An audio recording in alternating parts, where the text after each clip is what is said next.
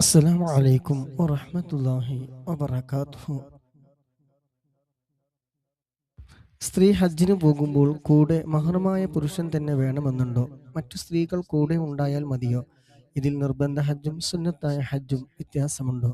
ഉത്തരം: സ്ത്രീക്ക് ഹജ്ജ് നിർബന്ധമാകണമെങ്കിൽ ഭർത്താവോ മഹ്റമായ വിവാഹം നിഷിദ്ധമായ പുരുഷനോ വിശ്വസ്തകളായ സ്ത്രീകളോ കൂടെ പുറപ്പെടാൻ ലഭ്യമാണമെന്ന നിബന്ധനയുണ്ട്.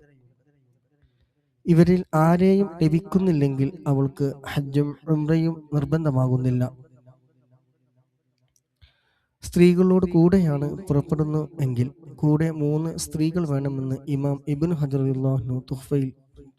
എന്നാൽ 2 സ്ത്രീകൾ കൂടെ ഉണ്ടായാൽ മതിയാകുമോ എന്നാണ് ഇമാം റംലി റളിയല്ലാഹുയുടെ നിലപാട്. ഇതെല്ലാം ഹജ്ജ് നിർബന്ധമാകുന്നതിനുള്ള നിബന്ധനയാണ്.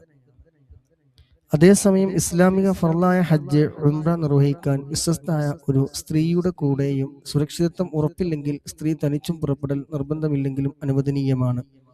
എന്നാൽ സുന്നത്തായ ഹജ്ജ് ഉംറക്കാണ് പുറപ്പെടുന്നതെങ്കിൽ സ്ത്രീ തനിച്ചോ മറ്റു സ്ത്രീകളോടൊന്നിച്ചോ യാത്ര പറ്റില്ല, നിഷിദ്ധമാണ്. ഭർത്താവ്, മഹ്റമായ പുരുഷൻ എന്നിവരോടൊത്ത് മാത്രമേ സുന്നത്തായ ഹജ്ജ് ഉംറക്ക് സ്ത്രീ യാത്ര ചെയ്യാൻ പറ്റൂ. അവരില്ലാതെ പറ്റില്ല. തുഹഫ നിഹായ കാണുക. ഇഷ്ടമായെങ്കിൽ ലൈക്ക് ചെയ്യുക, സബ്സ്ക്രൈബ് ചെയ്യുക, ഷെയർ ചെയ്യുക, സപ്പോർട്ട് ചെയ്യുക. അസ്സലാമു അലൈക്കും വറഹ്മത്തുള്ളാഹി.